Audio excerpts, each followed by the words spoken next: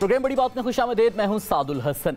नाज़रीन, सानिया नौमे के बाद से मुल्क में सियासी अदम इस्तेहकाम कुछ हद तक थमता दिख रहा है। एक जमात में तोड़फोड़ के बाद दूसरी जमात की मंजर आम पर आने के बाद से मुस्तकबिल का सियासी मंजरनामा भी धुंधलाहट से पाक होता दिखाई दे रहा है। लेकिन अभी भी ये सवाल मौजूद है कि तहरीक इंसाफ के तकरीबन तहलील होने के बाद भी मौजूदा हुकूमत अक्टूबर में इलेक्शन का इनेकाद अफोर्ड कर सकेगी या नहीं। इस सवाल का वाज़ेह जवाब फिलहाल और बज़ाहिर नापेद ही नजर आ रहा है। इस वक्त मुल्क में इदारों की तकरीम और इज्जत की भी बहुत बात हो रही है, जो होनी भी चाहिए, और किसी भी सियासी जमात या हल्के को किसी भी इदारे की तकरीम को तौहीन में नहीं बदलना चाहिए। 9 मई के बाद तहरीक इंसाफ ने जिस रेड लाइन को क्रॉस किया उसका खमियाजा उनको भुगतना पड़ रहा है और जायज़ भुगतना पड़ रहा है। ताहम इदारों की तकरीम का उसूल मिन हैसुल इदारा लागू होना चाहिए। हम ये सवाल इसलिए भी उठा रहे हैं कि तहरीक इंसाफ ने जो किया वो किया, लेकिन मौजूदा हुकूमत भी जो कर रही है उसका भी कोई जवाब नहीं दिया जा सकता। आज वज़ीर दिफ़ा ख्वाजा आसिफ की कौमी असम्बली में तकरीर का खूब चर्चा रहा, जो बज़ाहिर अदलिया पर मुकम्मल चढ़ाई या हमले से किसी तौर पर भी कम नहीं दिख रही। उन्होंने क्या कहा था, सुन लेते हैं। जिस दिन काजी फायज ईसा के खिलाफ रेफरेंस पेश हुआ था, उस दिन इस इदारे में जो है रखना पड़ा, दराड़ है। और आज वहां पे जो दराड़ है उस दिन पैदा हुई। अगर इन लोगों को अपने अदारे की मोहब्बत होती, अपने अदारे के वकार का ख्याल होता, तो वो उस रेफरेंस की मौजूदगी में या उस रेफरेंस के इशू के ऊपर सच के साथ खड़े होते। लेकिन इतने इतने नाजुक मिजाज हैं यहाँ पे कि लोग 2-2, 3-3 जो है वो वजीर आजम खा गए हैं, हजम कर गए, डकार भी नहीं गया, फांसी लगा दिया, किसी ने कोई पीछे मुड़ के भी नहीं देखा, किसी ने माजरत भी नहीं की, तारीख से भी नहीं माफी मांगी। They are untouchables, you can't do anything against them. आप कुछ करेंगे चारों तरफ से जो है आपके भी यलगार हो जाएगी। अगर आपके वो चारों तरफ से यलगार नहीं होगी तो अदलिया उनको रेस्क्यू करने आएगी। इस तरह ये मुल्क नहीं चलेगा। ख्वाजा आसिफ की इस तकरीर को इस तनाजुर में भी देखना चाहिए कि आजकल पाकिस्तान में 9 मई साने के बाद से मिलिट्री कोर्ट्स या आर्मी एक्ट के जरिए ट्रायल की भी भरपूर बहस हो रही है। इस मुतालिक भी सियासी हलकों में सरासिमगी मौजूद है। गुज़श्ता रोज ही पीपल्स पार्टी के सीनियर रहनुमा सेनेटर अजहर अब्बानी ने 9 मई साने में मुलव्वस अफराद को सख्त सजा देने की हिमायत जरूर की है, लेकिन मिलिट्री कोर्ट्स के जरिए ट्रायल की मुखालिफत भी की गई है।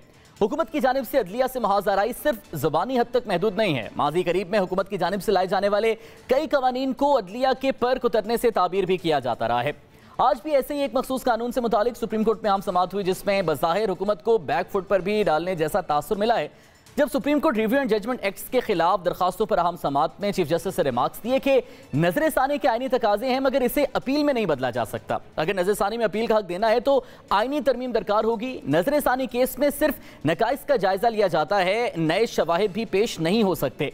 जस्टिस मुनीब अख्तर ने कहा, अब तो एक्ट के आने से पहले के फैसलों पर भी नजरसानी कानून लागू होगा। असुल नोटिस के तमाम मुकदमात पर एक्ट लागू हुआ तो सब केसेस दोबारा खुल जाएंगे। यानी अदलिया ने review of judgements act case में बज़ाहिर हुकूमत के पास आईनी तरमीम का ऑप्शन छोड़ा है, जो फिलहाल मौजूदा हुकूमत के बस की बात नहीं दिखता है। एक तरफ सियासी और कानूनी मंजरनामे पर हुकूमत को चैलेंज दर चैलेंज का सामना है, वहां माशी मैदान में भी हुकूमत के लिए मुश्किलात बढ़ती ही दिखाई दे रही हैं।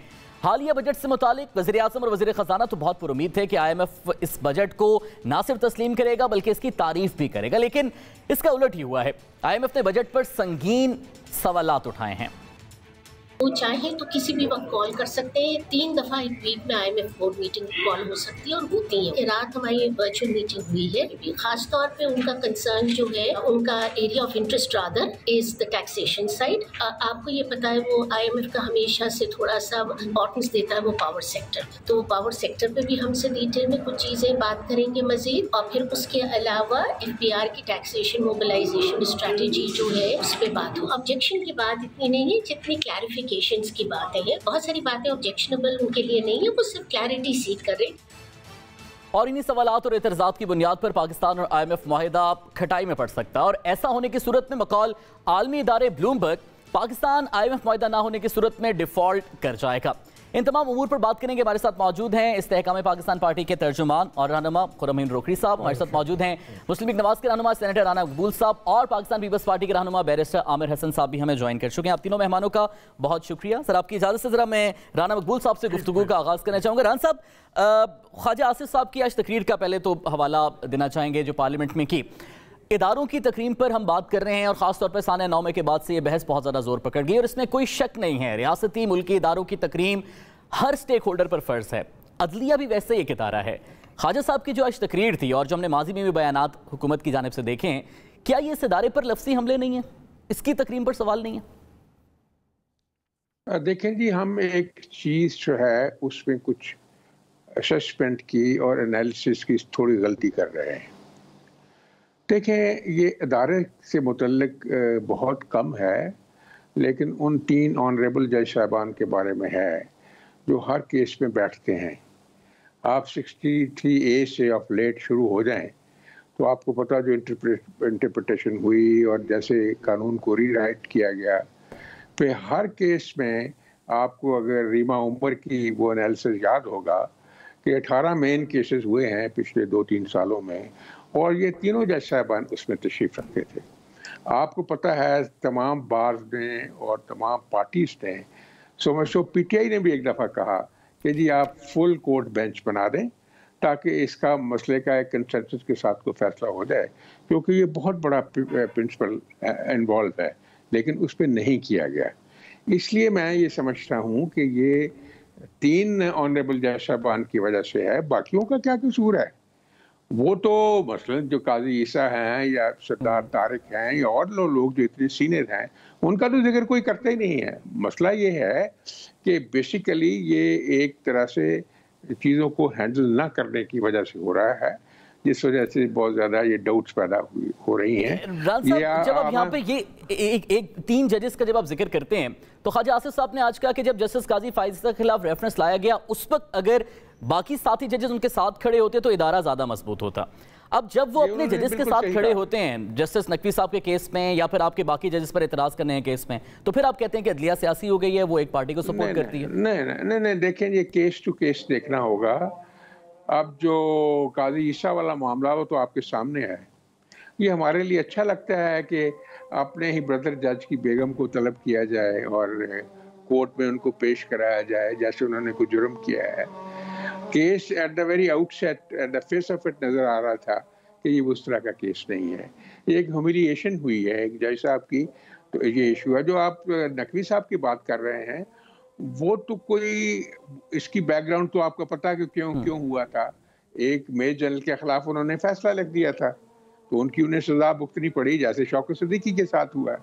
लेकिन ये जो अपने नकवी साहब हैं, इनके खिलाफ तो बार काउंसिल ने और बार जो दूसरी हैं, उन्होंने बाकायदा पिटीशन दाखिल किए हैं सुप्रीम जुडिशल काउंसिल में। तो फिर ये मामला अदलिया को बतौर इदारा अपने अंदर देखने चाहिए ना। अगर पार्लियामेंट इनमें मुदाखलत करेगा तो फिर डेफिनेटली यही तासुर हो जाएगा कि ये पॉलिटिकल पॉइंट स्कोरिंग के लिए इस्तेमाल हो रहे मामला। नहीं, पार्लियामेंट की ड्यूटी है कोई कानून बनाए। अभी आपने 184(3) की बात की है, ये कोई है कानून? दुनिया की सारी आप जूरिस्प्रूडेंस देख लें, कोई ऐसा आपको कभी नजर आया है कि उस केस में अपील की इजाजत ना हो? आप एक प्राइम मिनिस्टर को जो है डिसमिस कर देते हैं, लेकिन उसमें अपील की इजाजत नहीं है। कभी ये लॉ कोई कहता है, कोई जूरिस्प्रूडेंस कहती है कि अपील का हक ना, कि अपील का हक तो फंडामेंटल राइट है, उसमें होना चाहिए अपील का हक। तो यही तो उन्होंने कहा है जो 2 लॉ बनाए हैं। एक तो ये है कि सुप्रीम कोर्ट में एक इक्विटेबल डिस्ट्रीब्यूशन ऑफ पावर के लिए 3 सीनियर मोस्ट जज हैं, वो फैसला करें कि केस कहाँ लगना है, ठीक है, ताकि कलेक्टिव विजडम हो। और दूसरी बात यह है कि अगर किसी के साथ ज्यादती हो रही तो उसको अपील का हक देना चाहिए। यही 2 प्रोविजन उन्होंने दिए हैं ना जी, 2 प्रोविजन बड़ी ऑब्वियसली। अब ये इस पर तो अदालत में भी जाहिर है अभी समाअत हो रही है और उनके भी तहफ़्फ़ुज़ात हैं। बैरिस्टर साहब, खबरें हैं पीपल्स पार्टी के दीगर हुकूमती इत्तेहाद की जमात और ख़ास तौर पर जो मुस्लिम लीग नवाज जो बड़ी जमात है हुकूमती इत्तेहाद में, उससे मुख्तलिफ मामलात पर तहफ़्फ़ुज़ात और एतराज़ात की, और जाहिर है जमहूरी कोalition में जब जमाते हैं तो तहफ़्फ़ुज़ात एतराज़ात होते हैं। क्या इस खास मामले पर भी पीपल्स पार्टी हुकूमत मुस्लिम लीग नवाज के साथ है? ये जो अदलिया के बारे में तहफ़्फ़ुज़ात और जो बयानात आज ख्वाजा आसिफ साहब ने भी दिए? देखिए, ये एक इत्तेहादी हुकूमत है और हम मुख्तलिफ जमातें हैं। इख्तिलाफ़ राय है और इख्तिलाफ़ राय रहेगा, लेकिन जो आइनी मामलात हैं और जमहूरी मामलात हैं उसके ऊपर हम लोग चार्टर ऑफ डेमोक्रेसी कर चुके हैं और उस पर बहुत सी बातें असम्बली के अंदर भी और हमारी आइनी तरमीम के अंदर शामिल हैं। हम समझते हैं कि 184(3) का मामला है या ये जो सुमोटो का इख्तियार है चीफ़ जस्टिस साहब को, और चीफ़ जस्टिस साहब को जिस तरह एक बहुत ही मजबूत कर दिया गया है कि उनके ब्रदर जजेस भी इस पे एतराज़ उठाते हैं, अब ये मेरी ज़ुबान नहीं है एक वकील के तौर पे, ये मोहतरम जज साहब ने फरमाया है कि वन मैन शो है। तो जब chief justice of Pakistan one man show दिखाएगा तो उसके ऊपर पार्लियामान को कानून साजी करनी है। अच्छा, अब कानून साजी जो है, आज जो सवाल उठाया कि आईनी तरमीम की जाए, मैं समझता हूँ ये तो बड़ी हैरान कुन बात है। आप रूल्स के ऊपर चल रहे हैं, रूल्स को सुपरसीड करते हैं। जो कवानीन, जो लॉज होते हैं, लॉ को ही करना है। हमने अमेंड तो तब करें कॉन्स्टिट्यूशन को जब हम सो मोटो का इख्तियार सुप्रीम कोर्ट से छीन रहे हों। ये सुप्रीम कोर्ट का इख्तियार है, चीफ जस्टिस का नहीं है। 184(3) में बड़ा वाज़े तौर पे लिखा है। तो हम तो सुप्रीम कोर्ट के पास ये इख्तियार रहने दे रहे हैं, लेकिन ये जो रूल्स बना के और सारे इख्तियारात चीफ जस्टिस को दिए गए हैं, हमने कानून बना के उसे ये इख्तियारात सीनियर जजेस को दिया है, जिसे कि चीफ जस्टिस साहब मानने पे तैयार नहीं है। ज़ाहिरी तौर पे तो उनके कोई महीने 2 रह गए हैं, लेकिन वो आखिरी लम्हे तक पूरे बाख्तियार चीफ जस्टिस रहना चाहते हैं। मतलब एक तो पाकिस्तान के अंदर हर एक में बैरिस्टर ये वाले तहफ़्फ़ुज़ात जो अभी जो जिन तहफ़्फ़ुज़ात का जिक्र आप भी कर रहे हैं, ये गालिबन अब वही पिक्चर समहाउ पोर्ट्रे कर रहे हैं जो 2013 में भी आपके तहफ़्फ़ुज़ात थे, और बाद में जरदारी साहब ने 2013 के इलेक्शन को आरोस का इलेक्शन कह दिया था। गो कि उस वक्त फेवर जो है वो आपके मुताबिक मुस्लिम लीग नवाज की हुई थी, और पूरा बयानिया था पीपल्स पार्टी का कि अदलिया को मुस्लिम लीग नवाज ने सियासी तौर पर अपने हक में इस्तेमाल किया इफ्तिखार चौधरी साहब के केस में। क्या अभी आप समझते हैं कि मुस्लिम लीग नवाज अपनी उन गलतियों से सबक सीख के अब आपकी लाइन पर है और आप लोग साथ हैं इस सारे मामले में? देखिए, पाकिस्तान पीपल्स पार्टी ने जब भी कोई स्टांस लिया है, पॉलिटिकल पार्टीज बाद में हमारे साथ मिलती हैं, ये अच्छी बात है। अब ये अपने अपने अंडरस्टैंड करने का एक कैपेसिटी होती है, कोई जल्दी करता है, कोई लेट करता है। हम तो डसे हुए हैं चीफ जस्टिस के, वो जस्टिस अनवार हो और शहीद जुल्फ़िकार अली भुट्टो को फांसी पे लटका रहा हो, वो जस्टिस नसीम हसन शाह हो हमारा चीफ जस्टिस, और भुट्टो साहब की फांसी को भी कभी इकरार करे और हमारी हुकूमतें भी कभी बहाल ना करे, और वो बाद में जस्टिस सजाद अली शाह हो कि हमारे बनाए गए जजेस को निकाल दे और बाकी जजेस चलते रहें। वो जस्टिस इफ्तिखार हो कि मुंतखब वज़ीर आज़म को अदालती फैसले के ज़रिए घर भेज दे। तो ये सारे जजेस आज तक जो रहे हैं, तो हम तो एक तवातुर के साथ तारीख को देखते हुए, और हम ये इसलिए कह रहे हैं कि किसी भी तरह से एक शख्स को इतना पावरफुल नहीं किया जा सकता। ताकत का इर्तिकाज कभी भी इदारों की स्मूथ फंक्शनिंग के लिए बेहतर नहीं होता। हम चाहते हैं कि इदारा मजबूत हो, सुप्रीम कोर्ट ऑफ पाकिस्तान मजबूत हो, उसके ब्रदर जजेस मजबूत हो, उसके सीनियर जजेस सारे बिल्कुल ऑन पेपर और बयानात की हद तक की बातें बिल्कुल दुरुस्त है। मुझे जरा रोकड़ी साहब को भी शामिल करने, ठीक है वैसे आपका पॉइंट पे आगे मैं दोबारा आपके बताता हूं। रोकड़ी साहब, ये जो बातें आप सुन रहे हैं और ख्वाजा आसिफ साहब की तकरीर आज की नई बात नहीं है, हम पहले भी ये बयानात आपने सुने।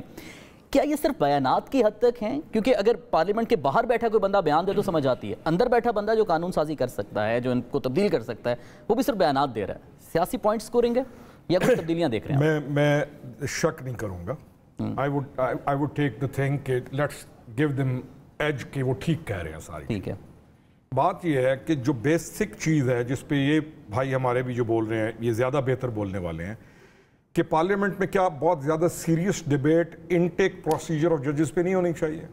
जो असल इशू है, यानी जिस इशू को हम फेस कर रहे हैं, इस इशू को सबसे ज़्यादा फेस कर रही है अदलिया इटसेल्फ, वकला खुद, वो जो पूरा एक सर्कल है, सबसे ज़्यादा तो वो इस इशू को फेस कर रहा है। और इस इशू का डायरेक्ट रिलेशन है पार्लियामेंट के साथ, इस इशू का डायरेक्ट रिलेशन है उन लोगों के साथ जो जजेस अपॉइंट करते हैं, उन दिनों में किसको अपॉइंट करते हैं, कैसे करते हैं, कैसे बहुत सारी चीज़ें कर ली जाती हैं। तो क्या सबसे ज़्यादा सीरियस डिबेट का जो मौका है और जो करना चाहिए और जो इस वक्त की ज़रूरत है, बिल्कुल वो ये है कि इनटेक ऑफ जुडिशरी के अंदर सीनियर जजेस का इनटेक क्या वो दुरुस्त है? दुरुस्त नहीं है। जब वही दुरुस्त नहीं है तो आप इसके आगे आके जितनी मर्जी बहसें करते रहें, कभी पार्लियामेंट में खड़े होकर कोई भी बयान दे देंगे, कभी कोई भी दे देंगे, तो वो बयानात 2 दिन चलेंगे, आप यहाँ पे एक आधा शो कर लेंगे, उसके बाद again the thing is going. लेकिन बयानात में तो हम उसूली तौर पे कहते हैं एलिवेशन पे उसूल होना चाहिए, जब आता है तो फिर वज़ीर कानून आपके इस्तीफा दे देते हैं। दूसरी चीज़ है कि इनटेक ऑफ जजेस के ऊपर एक बहुत बहस होनी चाहिए। इसको प्रॉपर तब्दील करना चाहिए। ये जो हमने तरीका रखा हुआ है इनटेक ऑफ जजेस का, ये गलत है। इसमें हम पॉलिटिकल पार्टीज को कुछ बेनिफिट्स मिल रहा होता है और यकीन जानिए वही बेनिफिट्स फिर आज से 5 साल या 8 साल बाद गले पड़ता है ना, तो फिर आदमी रो भी रहा होता है। ये हमारा काम है, पॉलिटिकल पार्टीज का काम है इस डिबेट को लेके चलना और इस तमाम प्रोसीजर को तब्दील करना। ये है करने का काम पार्लियामेंट के अंदर। जी, तो क्या अभी आपको पार्लियामेंट ये काम करते हुए दिखाई दे रही है? आपको ये लग रहा है कि अब ये जो रियलाइजेशन हो गई है ये किसी हद तक दुरुस्त और आगे जाके असेंबली इकदाम होंगे, या इलेक्शन से पहले अब दोबारा ये बयान आता है? आई डोंट नो। देखें, इस वक्त जो सिचुएशन है ना, वो एक इख्तिलाफ राय आया हुआ है। पार्लियामेंट का जुडिशियल सिस्टम का एक चली हुई है, टग ऑफ वॉर लगी हुई है। अच्छा, बहुत सारे लोग ऑप्टिक्स से डरते हैं कि यार ये हम ये करेंगे तो ये सोचेगा, वो ये करेंगे तो ये सोचेगा। मैं ये कहता हूँ कि हमें किसी भी मनफी ऑप्टिक्स से डरने की क्या ज़रूरत है। अगर मैं अमल on the basis of merit कर रहा हूं, मैं अमल ऑन द बेसिस ऑफ अदल कर रहा हूं, दलील के मुताबिक कर रहा हूं और वक्त की ज़रूरत के मुताबिक कर रहा हूं, तो मुझे किसी ऑप्टिक्स से डरने की ज़रूरत नहीं है। दूसरा, एक पॉलिटिशियन को भी इस स्टेज पे जाना चाहिए कि उसको हर वक्त पॉपुलर डिसीजंस नहीं लेने होते। उसको जो पॉपुलर ना भी हो, जो लोगों की नजर में हो सकता है पॉपुलर ना हो, पॉलिटिशियन ने स्टेट्समैन बनते हुए, वो सिर्फ पॉलिटिशियन ना रहे कि मैंने हल्के के अंदर जाके वोट लेना है। वो जब राइज करते तो हर पार्टी में स्टेट्समैन मौजूद है, हर पॉलिटिशियन उस लेवल का नहीं होता, लेकिन स्टेट्समैन ने वो डिसीजन लेने होते हैं कि जो शायद पॉपुलर ना हो लेकिन वो उनको लेके आएगा। अब पार्टीज का काम है कि वो अपने स्टेट्समैन को स्ट्रॉन्ग करें, और पार्टीज आज तो बहुत अच्छा हम दे रहे हैं कि पार्टीज एक दूसरे के साथ मिल के चल रही हैं। तो इसमें ऑप्टिक्स या इन चीज़ों को छोड़ के देर नहीं करनी चाहिए, क्योंकि ये आप इस वक्त की ज़रूरत है। आज आप इस जगह पे खड़े हैं कि कौम भी मान गई है पार्लियामेंट के स्टैंस को। मैं नीचे से लेके हर जगह फिरने वाला आदमी हूँ। इस वक्त public of Pakistan, parliament of Pakistan की इस चीज़ को मान चुकी है। दे एक्सेप्टेड के पार्लियामेंट का वजूद है, दे एक्सेप्टेड कि ये लॉ बना सकते हैं, चेंज कर सकते हैं। ये एक अच्छी बहस चल रही है। ठीक है, दूर और कब आई डोंट नो, लेकिन कर देना चाहिए। ठीक है, तो क्या ये बहस सितंबर तक ही चलेगी या? I don't know. ये तो अभी the people sitting in parliament they are the best. बात कर लेते हैं रान साहब, ये जो बहस चल रही है, मेजर साहब तो कह रहे हैं कि मैं तो उस पर कमेंट नहीं कर सकता। आप बताइए, ये जो बहस चल रही है, क्या वाकई रियलाइजेशन है कि अब लॉन्ग टर्म ऐसे इस्लाहात लानी है या कानून साजी करनी है जिससे फिर हर दूसरी मुद्दत के बाद हुकूमतों को अदलिया से तहफ़्फ़ुज़ात ना हो, या फिर सिर्फ सितंबर तक ये मामलात हैं? मैं इसमें अर्ज़ करता हूँ कि रोकड़ी साहब ने बिल्कुल ठीक कहा कि इसके ऊपर फौरी तौर पर नोटिस लेके कोई काम प्रोसीडिंग्स होनी चाहिए। एक तो ये है कि इनके जो अपने आर्टिकल्स हैं, आर्टिकल 185, 86, 87, 88, इनमें ये है कि तमाम एलिमेंट्स को रेक्टिफाई करने की सुप्रीम कोर्ट के पास अपनी पावर है, जिसमें ये है कि supreme court is a court of complete justice. They can revisit their own decisions and they must revisit their own decisions. ये उनके पास अख्तियार है। और जहाँ तक ये अमेंडमेंट की बात है जो आप कह रहे हैं हुई है रूल्स में, जो तो उसमें किया हुआ है कि उसमें है कि सुप्रीम कोर्ट मे फ्रेम इट्स ओन रूल्स, मे, शैल नहीं है। It means the main spring of the framing the rules and law is the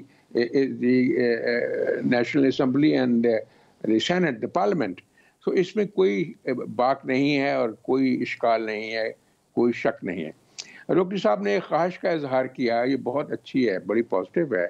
इसमें एक अमेंडमेंट जो है हमारी कमेटी ने, जो लॉ एंड जस्टिस कमेटी है, उसने पास की है इन दी आर्टिकल जो हो गया था ना, एक अमेंडमेंट आई थी 19th अमेंडमेंट, जिसमें चीफ जस्टिस इफ्तिखार के ज़माने में पूरा अख्तियार मिल गया था टू सिलेक्ट द जजेस।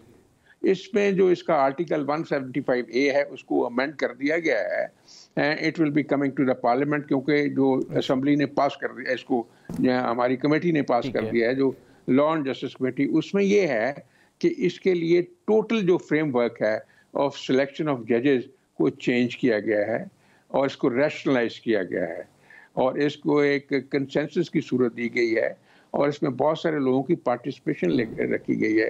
जैसे होती है ना सिलेक्शन बोर्ड्स, जैसे सर्च कमेटीज होती हैं, ठीक है, यानी पूरा तरीकाकार उसमें वज़ा कर दिया। ठीक है, बिल्कुल बदल दिया गया है। इंशाल्लाह वो लॉ बन जाएगा तो आप देखेंगे कि ये जो रुकी साहब ने फरमाया है ये इंशाल्लाह ये मटेरियलाइज होगी इनकी जो। चलें दुरुस्त, ठीक है। हमारे साथ ही रहिएगा राना साहब, दीगर मेहमान भी हमारे साथ मौजूद हैं। ब्रेक से वापस आएंगे।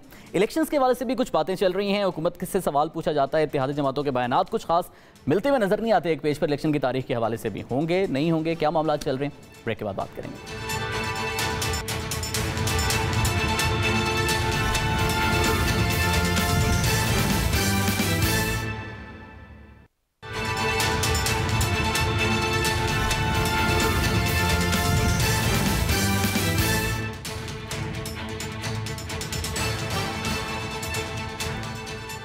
Welcome back to the show नाज़रीन। मुल्क के सियासी मंजरनामे पर एक बात तमाम सियासी शराकतदार तस्लीम करते हैं कि सियासी अदम इस्तेहकाम मौजूद है और ज़ाहिर सियासी अदम इस्तेहकाम मुआशी अदम इस्तेहकाम की तरफ जाता है। और मुआशी अदम इस्तेहकाम के हवाले से हुकूमती बेंचेस से भी और दीगर हलकों में भी जो सवालात हैं वो सबके सामने हैं। दावे बहुत हैं बजट पर रिलीफ के हवाले से, लेकिन IMF की ग्रांट से मशरूत तमाम तर चीज़ें हैं।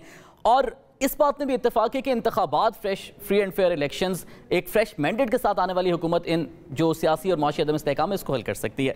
बैरिस्टर साहब, जब इंतखाबात की बात आती है तो शहबाज शरीफ साहब ने अभी हालिया एक इंटरव्यू में ये कह दिया कि 13 अगस्त को असम्बली की मुद्दत खत्म हो रही है, उसके बाद ज़ाहिर है अक्टूबर में इलेक्शन होंगे, लेकिन prerogative election commission of Pakistan का है। जरदारी साहब से जब पूछा जाता है वो कहते हैं ये 2 महीने में इलेक्शन नहीं करा सकते, तब होंगे जब वो यानी जरदारी साहब चाहेंगे। मौलाना साहब भी कोई हतमी बात नहीं करते। गवर्नमेंट जमातें क्या चाह रही हैं इंतखाबात के हवाले से? क्या मुत्तफिका तौर पर राजी हैं इस बात पे कि अक्टूबर में इंतखाबात होंगे या हद से ज़्यादा नवंबर में? देखिए, जो आपने प्रेसिडेंट जरदारी की स्टेटमेंट की बात की है, उन्होंने कहा था कि ये नहीं करवा सके 2 महीने में। कौन? मतलब वो इदारे जिनका काम नहीं था, और जब मैं चाहूँगा तब इलेक्शन होंगे। मैं से मुराद पार्लिमान है और पॉलिटिशियन है जिनका ये राइट है। मैं समझता हूँ कि 13 अगस्त को असम्बली की मुद्दत पूरी हो रही है, कॉन्स्टिट्यूशन के अंदर लिखा है, और अगर तो 12 से पहले ये असम्बली डिज़ोल्व की जाती है तो फिर इलेक्शंस 90 डेज़ के अंदर होंगे। लेकिन अगर ये पूरी मुद्दत करती है और ख़ुद ब खुद अपनी मुद्दत तो पूरी करने के बाद असम्बली ख़त्म होती है तो फिर 60 डेज़ के अंदर इलेक्शंस होंगे। तो कॉन्स्टिट्यूशनली या तो अक्टूबर में इलेक्शन होंगे या नवंबर में होंगे आइनी तौर पे, और इससे आगे नहीं बढ़ेंगे। पाकिस्तान पीपल्स पार्टी की कमिटमेंट है कॉन्स्टिट्यूशन के साथ। हम बिल्कुल जो इलेक्शन चाहते हैं कॉन्स्टिट्यूशन के मुताबिक वो मुद्दत के अंदर चाहते हैं। ये बात हम 12 कह रहे हैं और गवर्नमेंट भी यही बात कह रही है। अगर ये KP असम्बली की या पंजाब असम्बली के अंदर इंतखाबात ना होने की बात है तो वो तो एक फितना क्रिएट किया गया था, जानबूझ के असम्बलियाँ तोड़ी गई थी पॉलिटिकल इंस्टेबिलिटी के लिए। तो इलेक्शंस कभी भी पॉलिटिकल इंस्टेबिलिटी के लिए नहीं होते, वो सियासी इस्तेहकाम के लिए होते हैं। यानी इस वक्त कार्ड्स पे कोई मौशी इमरजेंसी की कोई प्रोविजन या असम्बली की मुद्दत में तौसी करके 6 महीने आगे बढ़ाने की कोई इस तरह की ऑप्शंस ज़ेरे गौर नहीं है आपकी कोalition में? नहीं जी, पाकिस्तान पीपल्स पार्टी की तरफ से तो मैं आपको बता रहा हूँ, और मैं नहीं समझता कि किसी सतह पे भी ये ज़ेरे गौर है और ना ज़ेरे गौर आनी चाहिए। ये फिर एक हमेशा के लिए एक प्रेसिडेंट बनेगा और आइंदा भी मुद्दत के ऊपर इलेक्शंस नहीं होंगे। इससे सारे मसाइल हल होने की वजह और ज़्यादा बढ़ेंगे इस 1 साल के अंदर। बिल्कुल दुरुस्त कह रहे हैं। अच्छा, पंजाब में पीपल्स पार्टी क्या कर रही है? आज खबर ये थी कि मखदूम साहब की हमने स्टेबिलिटी दे ली 1 साल के अंदर। बिल्कुल ठीक है। मखदूम साहब की मुलाकात के हवाले से, जहांगीर खान तरीन साहब से मुलाकात के हवाले से भी खबरें हैं।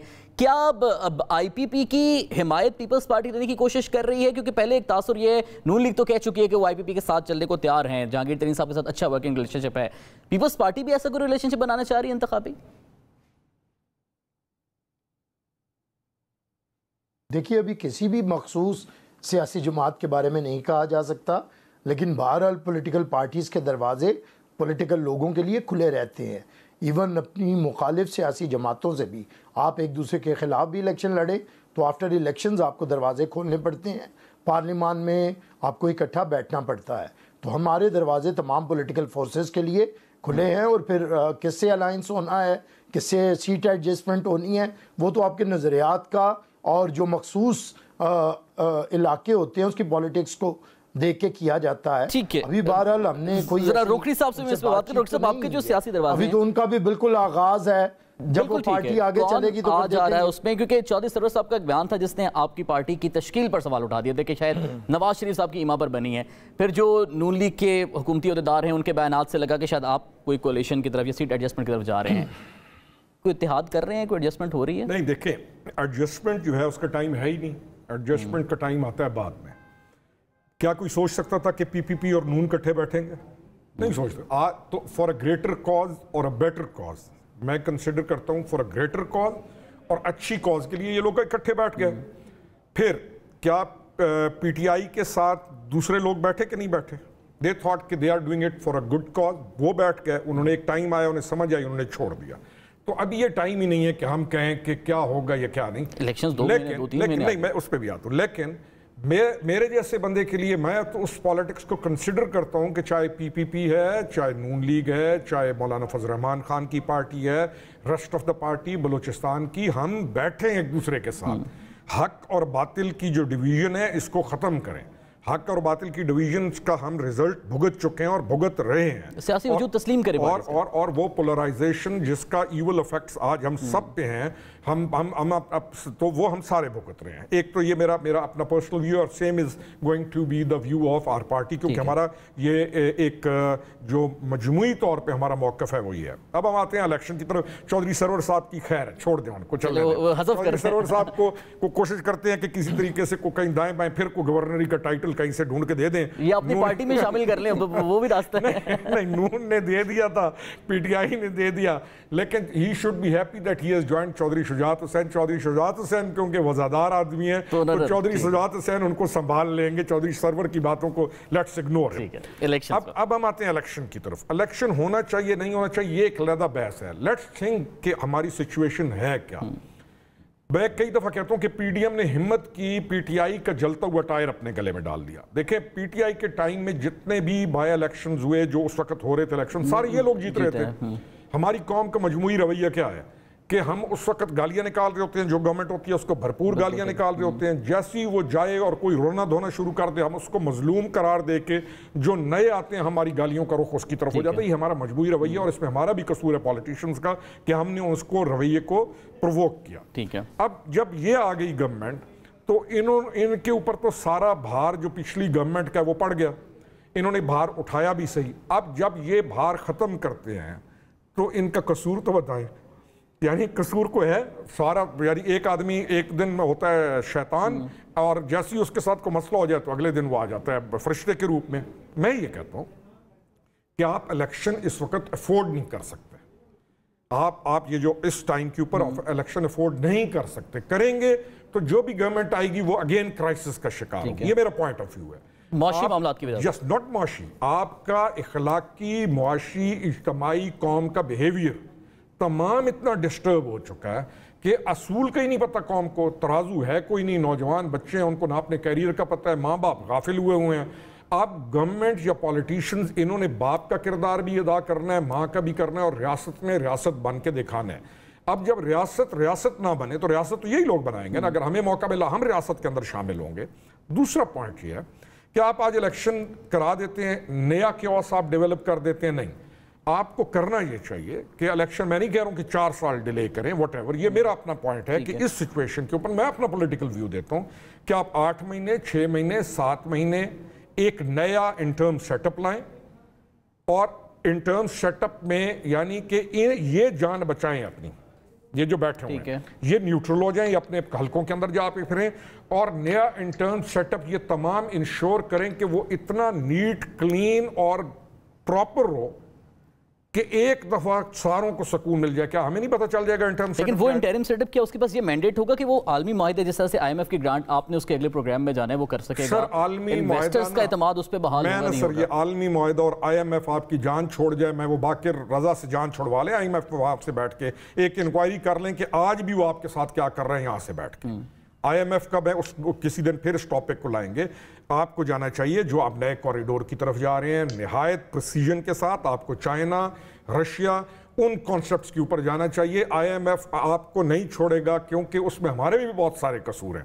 आप बीच की किसी सिचुएशन से निकल जाएंगे, ये मेरा अपना आइडिया। ठीक है, मैं जरा राना साहब से उनका आइडिया लूं। राना साहब, आप क्या समझते हैं कि क्या हुकूमत ये तस्लीम कर रही है कि अभी इलेक्शंस को अफोर्ड कर सकते हैं, क्योंकि डेफिनेटली इलेक्शंस मेजर साहब ने भी निशानदेही की कि अवाम शॉर्ट टर्म मेमोरी पे आपको वोट देती है। वो ये नहीं देखेगी कि आपने माजी में क्या काम किए हैं, वो ये देखेगी कि आप हाल में क्या इकदाम ले रहे हैं। और हाल में माशी सूरत हाल अवाम की ज़ाहिर है, आज ख्वाजा साहब ने मेरी तकरीर में कहा और आप बेहतर समझते हैं कैसी है, अफोर्ड कर सकती है हुकूमत इस वक्त इलेक्शंस? देखें जी, जो अब तक का फैसला है, आपने सुना होगा इंटीरियर मिनिस्टर को भी, जो कि सबसे बड़े सूबे में मुस्लिम लीग के प्रेसिडेंट भी हैं, एक रिप्रेजेंटेटिव कैरेक्टर है, उन्होंने कहा कि ये इलेक्शन जो है अक्टूबर नवंबर में होंगे। इसलिए इसमें कोई दो राय नहीं है। बैरिस्टर साहब ने जो बात की है कानूनी तौर पे वो दुरुस्त है।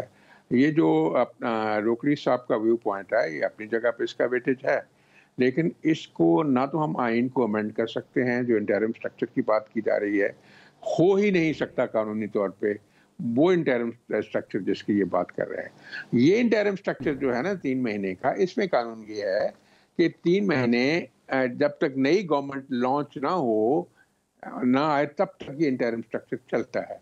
ये अब वाला जो है, लेकिन ना इसको रिप्लेस किया जा सकता है ना कुछ चेंज लाई जा सकती है। इसके लिए मेजर आइन की अमेंडमेंट की ज़रूरत है। अभी कंसेंसस यही है कि इलेक्शन होंगे और फिक्स डेट पे होंगे या नहीं, क्योंकि रान साहब इसके बाद दीगर सियासी मसले मजीद बढ़ेंगे। आपके सेनेट के इलेक्शंस हैं, प्रेसिडेंशियल इलेक्शंस भी हैं, इलेक्टोरल कॉलेज पूरा नहीं होगा, 2 सूबों में नहीं है। हुकूमत तो इलेक्शंस तो मजबूरी है, जरूरी है। मेरी यार सुने ना, इलेक्शन 2 सूबों में भी हो जाएगा ना साथ ही, बिल्कुल। इसीलिए तो एक दिन इलेक्शन होगा ना, तो सारे हाउसेस जो हैं प्रोविंशियल भी और फेडरल भी वो मुकम्मल हो जाएंगे। वो सेनेट का इलेक्शन तो प्रोविंशियल असेंबली इलेक्टोरल कॉलेज जिसका होता है वो भी फिर हो जाएगा। इसलिए जहाँ तक ये पार्लियामेंट के तकाजे हैं वो पूरे हो जाएंगे। और मेरे ज़ाती ख्याल में हो सकता है, मैं मेरे साहब जो है मेरे से बेहतर सोचते हूँ, इसका हल इलेक्शन ही है। कुछ ऐसा नहीं होता, आप हिम्मत करेंगे इंशाल्लाह होएगा, क्यों नहीं होएगा। अब हो सकता है उस तरह की लेग पुलिंग ना हो जैसी पहले होती थी, और उस तरह की फ्रेगमेंटेशन ना हो जैसे पहले होती थी। तो इंशाल्लाह मेरा ख्याल है होप्स आर ड्यूप्स, फियर्स में बी लायर्स, इसमें कोई हल नहीं है सवाए इलेक्शन कराने के टाइम। बिल्कुल दुरुस्त, बिल्कुल दुरुस्त। हमारे साथ ही रहेगा, मुझे ब्रेक पे जाना है, ब्रेक से वापस आएंगे। तो जो बजट भी हुकूमत ने पेश किया है, ज़ाहिर उसमें दावे और ये तो बहुत ज़्यादा बातें की गई हैं कि जिस हद तक मुमकिन हुआ आवाम को रिलीफ दिया जा रहा है, लेकिन वो रिलीफ भी बड़ा मशरूत है। पीपल्स पार्टी को भी तहफ़्फ़ुज़ात है बजट पर, क्या तहफ़्फ़ुज़ात हैं, ये माशी मामला आगे कैसे बढ़ेंगे, और जो बोझ की बात अभी रोकसा भी कर रहे थे, किस हद तक किसने किसका बोझ उठाया, ब्रेक के बाद इस पर बात करेंगे।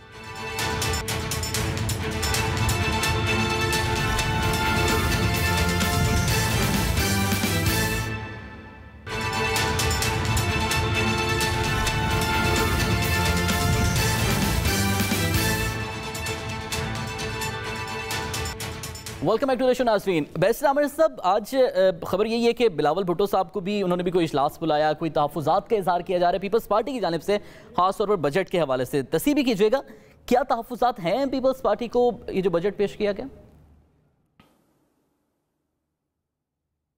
देखिए, हम हुकूमत में हैं, जो हमारे तहफ़्फ़ुज़ात हैं वो हम प्राइम मिनिस्टर तक पहुँचा देंगे। चेयरमैन साहब भी, प्रेसिडेंट साहब भी, या हमारे वज़रा हैं। देखिए, जब आपकी कोलिशन गवर्नमेंट होती है और ये इन हालात में, जबकि ये हुकूमत हमने बहुत मुश्किल तरीन मुआशी सूरत हाल के अंदर बनाई थी, तो किसी भी एक पॉलिटिकल पार्टी की ना तो इतनी अक्सरियत है कि वो अपने मंशूर के तहत कोई पूरा काम कर सकती है। तो किसी की 84 सीट्स हैं तो किसी की 64 सीट्स हैं, तो ये कोई इतना डिफरेंस नहीं है। और गवर्नमेंट अगर खड़ी है तो वो दूसरी पार्टियों की सपोर्ट के साथ खड़ी है। तो फिर मैं समझता हूँ कि हुकूमत को जब भी कोई बड़ा फैसला करना है, जैसा कि बजट है और बड़ा अहम फैसला था, तो इसमें प्रपोजल्स दूसरी बड़ी पार्टी की या बाकी पार्टीज़ की भी लेनी चाहिए और लेनी पड़ेंगी। तो मैं समझता हूँ जो क्या ये प्रपोजल्स ली गई थी दूसरी पार्टी से भी, उसका इजहार नहीं करते, खासतौर पीपल्स पार्टी से नहीं। हम तो अपनी बात करेंगे, हम कोई ग्रुपिंग का तो नहीं इसमें है। प्राइम मिनिस्टर के साथ बात पहले भी हमने की थी, बिफोर बजट चेयरमैन साहब अपनी प्रपोजल्स दे के आए थे बहुत सारी, लेकिन हम समझते हैं कि उस पर उस तरह से अमल दरामद नहीं हो सका है। या तो चले, ये तो बिल्कुल ठीक, पीपल्स पार्टी की ये तो रिजर्वेशन सामने आई है। चेयरमैन पीसीबी पर भी तहफ़्फ़ुज़ात, चेयरमैन नादरा पर भी तहफ़्फ़ुज़ात, फिर ये बजट पर भी तहफ़्फ़ुज़ात और कश्मीर के इलेक्शन पर भी तहफ़्फ़ुज़ात थे, वो तो खैर नूनी को भी थे। किस तरफ जा रहा है आपका ये इत्तेहाद? ये तो बड़े अच्छे टर्म्स में शुरू हुआ था और इलेक्शन नजदीक तहफ़्फ़ुज़ात ये बढ़ते जा रहे हैं। देखिए इलेक्शन करीब है तो इलेक्शन में तो दोनों पॉलिटिकल पार्टीज ने अपना अपना इलेक्शन लड़ना है अपने अपने सिंबल के ऊपर। तो एक साल तक कोई तहफ़्फ़ुज़ात नहीं, हमारा ना किसी वजारत के ऊपर तहफ़्फ़ुज़ हुआ है, ना कोई सीट लेने के ऊपर तहफ़्फ़ुज़ हुआ है। बड़ी असूली बातें हैं, अगर एक मिनिस्ट्री आपके पास हो तो उसके ज़ेर असर आने वाले दूसरे ओहदे भी आपका इख्तियार होता है। ये हमने बड़े मौदबाना तरीके से उन तक बात पहुंचाई है। तो मैं समझता हूं कि तहफ़्फ़ुज़ात होना कोई, ये तो आपका विदिन पार्टी भी होते हैं, तो दो मुख्तलिफ पार्टियों के तहफ़्फ़ुज़ात होना कोई ऐसी बात नहीं है। लेकिन बेहतरी वहाँ पे रहती है जहाँ पे तहफ़्फ़ुज़ात को सुना जाए और मामलात को हल किया जाए। मैं समझता हूँ कि प्रेसिडेंट ज़रदारी साहब ने पहले भी अपनी पार्टी के मुफादात से बढ़ के पाकिस्तान के मुफादात को अहम करते हुए ये हुकूमत बनाई। आपका पॉइंट आगे मैं बड़े ओहदे के लिए रोकी साहब से बात की है। तमाम बाख्तियार हमने खजाना कहते हैं कि जी पूरी कोशिश की आवाम को रिलीफ देना है, लेकिन उस रिलीफ पर सवालात भी हैं। IMF को भी मुतमईन नहीं कर सके। आज वज़ीर दिफा के बयानात भी जो माशी तौर पर है वो भी आपके सामने। क्या आपको लगता है कि बजट और IPP के भी क्या तहफ़्फ़ुज़ात हैं बजट पे, आपने भी देखा है सारे, ये रिलीफ दे सकता है आवाम को? मैं ना इस बजट और इस बजट के रिलीफ का हर साल का जो drama and it should finish as well. आप सारों के घर ना 80-80 बोरी गंदम पहुंचा दें और फ्री पेट्रोल भी दे दें, और उसके बाद भी तीसरे महीने आप इस कौम को दोबारा किसी न किसी खड्डे के अंदर देखेंगे। देखें, बात यह है कि जब तक आप प्रॉपर पॉलिसीज़ ला के अपनी इकॉनमी को बिल्टअप नहीं करते और इस कौम का मिजाज तब्दील नहीं करते, अम्मा कपड़े इस्त्री करके ना दे तो पुत्र जान कपड़े नहीं पहन सकता, बहन पानी पे डाल के ना दे तो वो पानी नहीं पी सकता। घर के अंदर वी आर लाइक दिस। काहली, झूठ पहले था, अब खुशामद वाला एक नया कल्चर आया, उसके बाद सारी चीज़ें चलेंगी। देखें, हमें चाहिए कौम के मजमूई रवैये पे तवज्जो देना। बजट जितने मर्जी आप इस बजट में 2-2 सोने के कांटे भी डाल दें और उसके बाद 2 कंगन भी डाल देना। इन्होंने वो बनी इसराइल की जो मिसाल है, इन्होंने फिर उसके मनो सलवा पे भी राजी नहीं होना। आप करके देख लें। जब तक ये मेहनत करने वाली कौम नहीं बनेगी, जब तक आप खुद गवर्नमेंट की पॉलिसीज तब्दील करके स्मॉल मीडियम इंडस्ट्री को फ़रोग नहीं देते, जब तक आप अपने वसाइल का दुरुस्त इस्तेमाल नहीं करते, जब तक आप करप्शन और हराम का ये जो कमीशन खाया जाता है, ठेकेदार, गवर्नमेंट ऑफिसर्स और अनफॉर्चुनेटली हम पॉलिटिशियंस भी, वो जो एक बनता है नेक्सस, जब तक आप उसको ख़त्म नहीं करते, जब तक आप अपने मिनरल्स की हिफाजत नहीं करते, जब तक आप इस यूथ को सही डायरेक्शन में नहीं डालते, अपने एजुकेशन सिस्टम में इनको एथिक्स और कैरेक्टर नहीं सिखाते, आप बजट में इनको 100 बोरी फ्री दे दें, राना साहब को कहें 100 बोरी फ्री का बजट दे दें, आप 3 महीने के बाद ये कौम फिर लानते भेज रही होगी गवर्नमेंट। देखो ख्वाजा आसिफ कहते हैं टैक्स जोड़ तो पार्लियामेंट में बैठे। ठीक है जी, आगे आ जाए। आप टैक्स के ऊपर टैक्स देता कौन है? टैक्सेशन का निज़ाम नहीं हो सकता जब तक आप लोकल गवर्नमेंट सिस्टम नहीं लाते। आप लोकल गवर्नमेंट सिस्टम लाएंगे, उसको इम्प्लीमेंट करेंगे और फिर टैक्सेशन के निज़ाम को लोकल गवर्नमेंट सिस्टम के साथ जोड़ेंगे, तब जाके पार्लियामान काम करेगा। पार्लियामान नहीं काम कर सकता जब तक नीचे सिस्टम ठीक ना हो। आप बजट के अंदर 2-2 सोने की चूड़ियां भी दे दें, ये काम नहीं चलेगा जब तक आप ये काम नहीं करते। और सबसे बढ़कर लॉ, कौम बेखौफ है, किसी को डर लगता ही नहीं है चोरी करने पे, किसी को डर लगता ही नहीं, जॉब थ्रेट है ही नहीं। एक आदमी एक सीट पे बैठा होता है, जितना मर्जी बड़ा जुर्म करे उसके ऊपर आप साबित भी कर लें, यहां से पोस्टिंग उठाता है, उससे बेहतर सीट के ऊपर चला जाता है। हर वॉक ऑफ लाइफ के अंदर ये चीज चल रही है। यानी मैसिव लॉन्ग टर्म इस्लाहात की जरूरत है। हमें इस्लाहात की जरूरत है, हमें नेशनल कैरेक्टर को बिल्टअप करने की जरूरत है, हमें कोई नहर खोद के पानी लेके जाने की जरूरत है। ऐसे नहीं होगा कि हम बारिश, लेकिन ये करेगा कौन? राना साहब, हम करेंगे। ख्वाजा आसिफ साहब ने भी आज अपनी तकरीर में ये कहा है कि 75 साल में हम बजट में बुनियादी तब्दीलियां नहीं कर सके। और ज़ाहिर है रोकड़ी साहब की बात से भी ज़ाहिर आप इत्तेफाक करेंगे, चूंकि शॉर्ट टर्म हम हमेशा बजट देते हैं, लॉन्ग टर्म पॉलिसीज नहीं होती। लेकिन ये एतराज़ात वही लोग कर रहे हैं, आपके कोलीग्स, तमाम सियासी क़यादत जो मुख्तलिफ अदवार में हुकूमतों में रही हुई है, जो खुद भी जिम्मेदार हैं सारे मामलात के। तो ये किस हद तक इसकी अमलियत पर अवाम एतबार करेगी? ये तो फिर एतराफ़ शिकस्त है, एतराफ़ जुर्म है। देखें जी, आपने ये बात की है अभी कि मुख्तलिफ आरा जो हैं, मुख्तलिफ जो एलाइज हैं, पार्टीज़ हैं, उनकी राय को अकोमोडेट नहीं किया गया बजट में और कुछ एतराज़ात हैं। देखें, ये जो बजट बना है, एक तो आपको पता है कैबिनेट में गया और कैबिनेट में सारे पार्टीज़ की रिप्रेजेंटेशन है और सारे मिनिस्टर पार्टिसिपेट इसमें करते हैं। ये नहीं है कि सिर्फ नून लीग का बजट है, ये सभी का बजट है और सभी ने अपनी इनपुट दी है। उसके बाद जो प्रोसेस है, बजट एक प्रोविजनल डॉक्यूमेंट होता है जब आप देखेंगे जिस दिन ये पास होगा इसकी शेप बदली हुई होगी। अब जहाँ तक सेनेट की जो फाइनेंस कमेटी है जो बजट को मॉनिटर करती है, उन्होंने सैकड़ों इतराज़ात जो हैं उनको अकोमोडेट किया है। मैं भी पेश हुआ था कल उनके पास, मेरे भी कुछ इतराज़ात थे, बाकी पार्टियों के लोग भी गए थे, बाकी ऑर्गेनाइजेशंस के लोग भी गए थे, और मांडवी वाला साहब जो हैं जो पीपल्स पार्टी के सीनियर सेनेटर हैं वो उस कमेटी के चेयरमैन हैं। इसलिए ये नहीं है कि आरा को अकोमोडेट नहीं किया जा रहा, आरा जो हैं उनको अकोमोडेट भी किया जा रहा है, जो एंटरटेनेबल हैं, जो रैशनलाइज हो सकती है उनको रखा जा रहा है। बहुत सारी तब्दीलियां आएंगी। तो राना साहब इस वक्त तो आरा पर आईएमएफ भी मुतमईन नहीं हो रहा। आज आयशा गौस साहिबा ने भी कहा कि आईएमएफ ने सवालात उठाए हैं। मैं आईएमएफ की बात वज़ीर खजाना कहते हैं कि जी आईएमएफ अगर मुतमईन ना हो तो उन्हें कॉल आ जाती। वज़ीर दिफा आज कहते हैं कि टैक्स चोर पार्लियामेंट में बैठे हैं, टैक्स चोरी होती है। मेरी बात तो सुने, आईएमएफ क्यों मुतमईन होगा जी? हो आप सीपैक चलाएं और चाइना के करीब चले जाएं, और चाइना जो एक नया दुनिया में परम्यूटेशन और कॉम्बिनेशन बनाए और पैलेस्टाइन से लेके सब मुल्कों को इकट्ठा करे, और आप उसमें आपका एक सीनियर लेवल हो, और फिर आईएमएफ आपसे मुतमईन हो गया। आपको नहीं पता है ये इंस्ट्रूमेंट ऑफ स्ट्रैंगुलेशन है और अमेरिकन ये इंस्ट्रूमेंट है? आपको नहीं इस बात का पता? वो क्यों आपको अकोमोडेट करेंगे? वो क्यों मुतमईन होंगे? तो अगर गवर्नमेंट को इस बात का पता है तो फिर गवर्नमेंट एक तरफ उधर जा रही है और साथ ये भी कहती है अगले प्रोग्राम में भी जाएंगे आईएमएफ के। बात तो सुन लेना पहले कि बात यह है, एक फैक्चुअल पोजीशन है, कहने से नहीं होता। आप एक रियलिटी को ऑन ग्राउंड देखें। जो रोकड़ी साहब ने बहुत अच्छी बात की है, आपको अपनी सिमत चेंज करनी पड़ेगी। आप देखें अब इसके लिए क्या क्या हो रहा है। कभी ये पहले ऐसा हुआ है कि ईरान का प्रेसिडेंट और पाकिस्तान का प्राइम मिनिस्टर बॉर्डर पे जाए और जाके एग्रीमेंट साइन करे, बार्टर का करे, और उस बार्टर में पेट्रोलियम गुड्स भी हैं, जो कि सबसे ज्यादा हमारा जो इंपोर्ट बिल है वो पेट्रोलियम का होता है। तो पेट्रोलियम, और फिर जो गैस का पीपल्स पार्टी ने पहले एग्रीमेंट किया था उसको भी आगे चलने के लिए कहा जा रहा है। तो ये कुछ छोटा इनिशिएटिव है। अब आप आगे आए, जो तेल आप इतना महंगा लेते थे वो तेल आपको 35% कम पे अगर मिल रहा है, और रशिया से कार्गो पे कार्गो आ रहे हैं, और उधर से एलएनजी के जो हैं वो कंटेनर भरे आ रहे हैं थ्रू सेंट्रल एशिया, तो ये कोई इंप्रूवमेंट नहीं करेगा आपकी मार्केट में, आपको कोई रिलीफ नहीं देगा।